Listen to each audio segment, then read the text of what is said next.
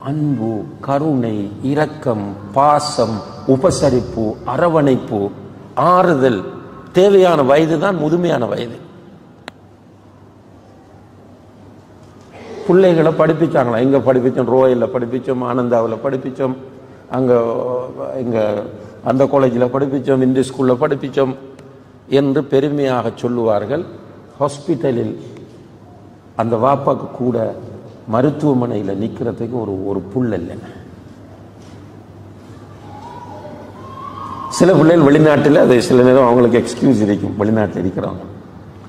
ஊரில் இருப்பார்கள், வசதி இருக்கிறது, அவங்க ஹாஸ்பிட்டலில் போய் நிற்கிறது அவங்களுக்கு டைம் இல்லை, ஒட் பிஸி. வல்லாஹி சகோதர சகோதரிகள், நான் சிலரை பார்த்திருக்கிறேன், அவர்கள் ஊரில் இருக்கிறார்கள், வாப்பாவுக்கு கூட ஒருவரை காசு கொடுத்து நிப்பாட்டிருக்கிறார்.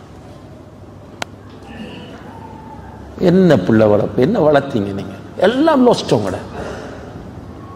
உழைத்து உழைத்து உழைத்து அவனுக்கே கொடுத்தீர்கள். இறுதியில் உங்களை நீங்கள் நோய்வாய்ப்பட்டு படுக்கையில் இருக்கிற போது உங்களுக்கு பக்கத்தில் இருந்து உங்களுக்கு உதவி செய்வதற்கு அந்த மகன் வளரவில்லை என்றால் ஒரு பிரயோசனமும் இல்லை. இப்ப நம்ம சொல்லக்கூடிய இந்த ட்ரக்ஸ் பிரச்சனை, இந்த டிவைஸ் பிரச்சனை, அல்லது வேறு வேறு பிரச்சனைகள் என்று சொல்ல முடியாது. எங்க இருந்து வருது என்றால் பேரண்ட்ஸுடைய பிரச்சனை. இப்ப டிவைஸ் ஒரு பிரச்சனை இல்லை. நிறைய சிறுவர்கள், பிள்ளைகள் இந்த டிவைஸ்களுக்கு அடிக்ட் ஆகி இருக்கிறார்கள். காரணம் யாரு?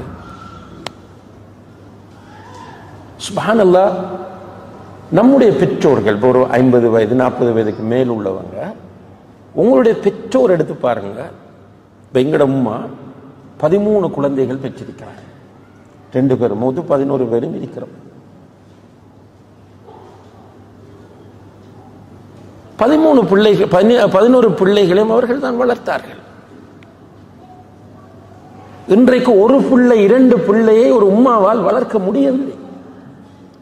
உம்மா தான் டிவைஸ் கொடுக்கிறார் பிள்ளைகிட்ட. பிள்ளட கையில போனை கொடுப்பது உம்மா தான். ஒரு கார்ட்டூனை போட்டு ஃபர்ஸ்ட் கொடுக்கிறார், அல்லது ஒரு இஸ்லாமிக் இதை போட்டு கொடுக்கிறார். அந்த குழந்தையை தூக்கி என்ன பிஸி பிஸி டென்ஷன். சுப்ஹானல்லாஹ். வாப்பாட பிரச்சனை என்ன? வெளிநாட்டில் இருக்கிறீங்க, மகன் சொல்றான், வாப்பா எனக்கு ஒரு போன் வாங்கி அனுப்புங்க, ஐபோன். இது அந்த கேப் கூடினா அன்பு கூடும். ஒரு வகையான மகனுக்கு சொல்லுவார், நீ கிளாஸ்ல ஃபர்ஸ்டுக்கு வந்தா அல்லது இதை செய்தால் நான் உனக்கு ஒரு போன் வாங்கி தரேன். அவன் கையில போன். அவன் நண்பன் வந்து கேட்கிறான் மற்ற வாப்பா கிட்ட, என்னோட படிக்கிற இந்த முகமதுடைய வாப்பா வந்து போன் வாங்கி கொடுத்திருக்கார், அஹ்மதுடைய பையன் போன், இந்த வாப்பா போன் வாங்கி கொடுத்திருக்கிறார், எனவே எனக்கும் ஒரு போன் வாங்கித்தான். இப்ப இவருக்கு ஒன்றும் செய்யலாத இவரும் ஒரு போனை வாங்கி கொடுக்கிறார். இப்ப இவன் என்ன பண்றான் என்றால், சுப்ஹானல்லாஹ், இந்த உலகத்தை சீரழிக்க வேண்டும் என்ற ஒரு கும்பல். இதெல்லாம் நமக்கு புரியுமோ தெரியல. ஒரு சின்ன ஒரு 4-5 ஒரு 12 ஃபேமிலி சேர்ந்து இந்த உலகத்தை நாசமாக்க வேண்டும் என்பதற்காக இந்த டிவைஸுகள் எல்லாம் உருவாக்கி ஃபித்னா பண்றாங்க. இப்போ கார்ட்டூன்ஸ் எங்க ப்ராடக்ட் கூடுதலா நடக்குது? இஸ்ரேல். இஸ்ரேல்ல பிள்ளைகள் கார்ட்டூன் பார்க்கறது தடை, மம்னூ. அவனுக்கு என்ன தேவைன்னா மற்ற எல்லா உலகத்தையும் நாசமாக்க வேண்டும். அவர்களுடைய தௌராத் என்ற ஒரு புத்தகம் இருக்கிறது, அதுவும் மாற்றப்பட்டா அவங்களோட திருவிளையாடல் உள்ளது. ஆனால் அந்த தௌராத்தை பெரிய அளவுக்கு அவங்க லைஃப் பிராக்டிஸுக்காக எடுக்கிறல்ல. அவர்களுடைய அறிஞர்கள் சேர்ந்து டல்மூத் என்று சொல்லக்கூடிய ஒரு புத்தகத்தை எழுதி வைத்திருக்கிறார்கள், தல்மூத் என்று.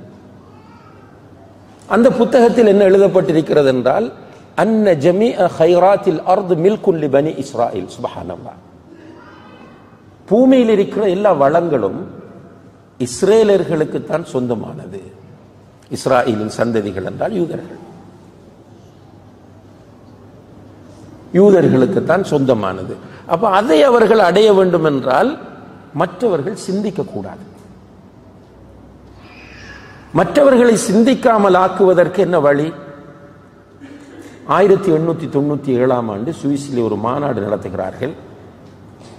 அந்த மாநாட்டில் அன்புள்ள சகோதர சகோதரிகளே, கிட்டத்தட்ட ஒரு மாசத்துக்கு மேல் அந்த மாநாடு நடக்கிறது. 300க்கும் மேற்பட்ட ஜியோனிச தலைவர்கள், அறிஞர்கள் கலந்து கொள்கிறார்கள். ஒரு பெரிய ஒரு கலெக்ஷன் பண்ணுகிறார்கள் அவர்களுடைய முழு பிளானையும். அந்த பிளான் லத்தீன் மொழியில் எழுதப்பட்டு ரகசியமாக வைக்கப்பட்டது. ஆனால் அல்லாஹ் பெரியவன், அது வெளியே வந்துச்சு. அரபி, இங்கிலீஷ் போன்ற பல மொழிகளுக்கு மொழியாக்கம் செய்யப்பட்டது.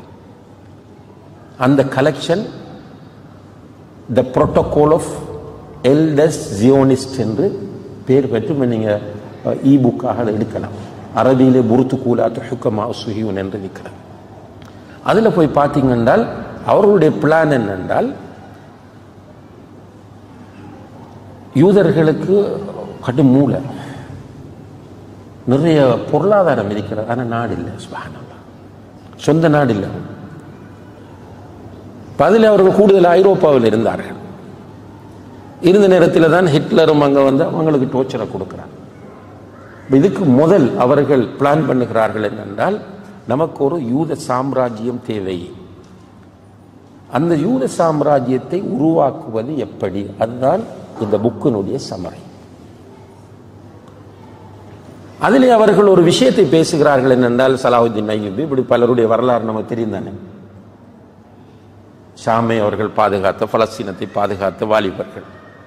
இந்த வாலிபர்களை எப்படி நாம் திசை திருப்புவது? அவங்க பலஸ்தீனத்தை பற்றி யோசிக்க கூடாது, பைத்துல் முகத்தஸை யோசிக்க கூடாது.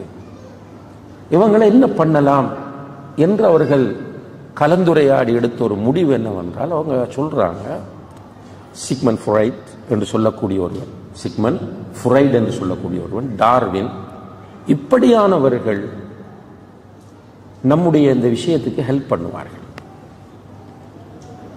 என்றால், இந்த கலாச்சார, அதாவது ஒழுக்க சீர்கட்டை உருவாக்குறது. சிக்மண்ட் ஃப்ராய்ட் ஒரு தத்துவம் இருக்கிறது, ஒரு கோட்பாடு இருக்கிறது, எதிர்ப்பால் கோட்பாடு என்று. அதை அவன் எல்லாத்திலையும் கொண்டு அதை மிக்ஸ் பண்ணுறான். ஒரு வாப்பாவுக்கு பொம்பளை பிள்ளைகளை இறக்கம் கூட இருக்கு.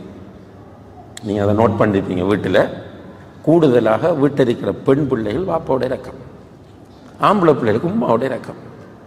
இதை அவன் செக்ஸ் என்று சொல்கிறான். அப்ப அவன் புனிதத்தை கெடுப்பான். அது ஒரு சைடு. டார்வின் என்ற பரிணாம வளர்ச்சி கோட்பாடு எல்லாருக்கும் தெரியும்.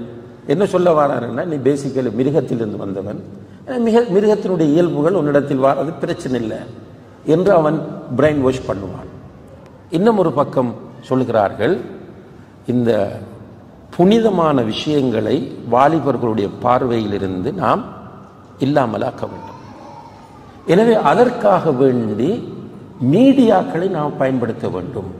இதெல்லாம் அப்போ 897 மாநாட்டில் எழுதப்பட்ட விஷயங்கள். இன்றைக்கு அவர்கள் எல்லோரும் வெற்றி. என்ன நடக்குது? நல்ல திறமையான பிள்ளையா வாரான், திடீரென ஐசோலேட் ஆகிறான், திடீரென ஒதுங்குறான், படிப்பில் வீக் ஆகிறான். என்னென்றால் அவனை போன் ஆக்கிரமித்திருக்கிறது. நிறைய மாணவர்கள் என்று போனுக்கு அடிக்ட். என்ன சொல்யூஷன் என்றே தெரியுதில்லை.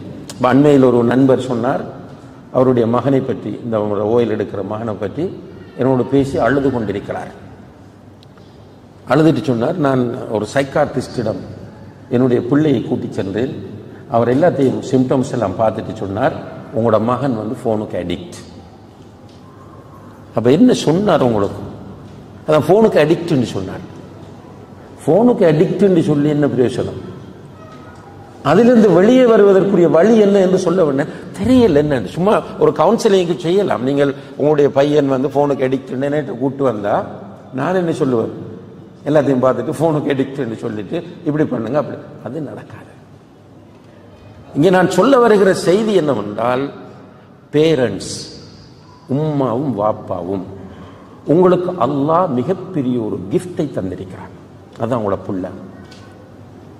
இந்த பிள்ளைய நீங்க சும்மா நீங்க 2 பேரும் தாம்பத்தியத்தில் ஈடுபட்டதன் விளைவில் உண்டானது என்று நினைக்காதீர்கள்.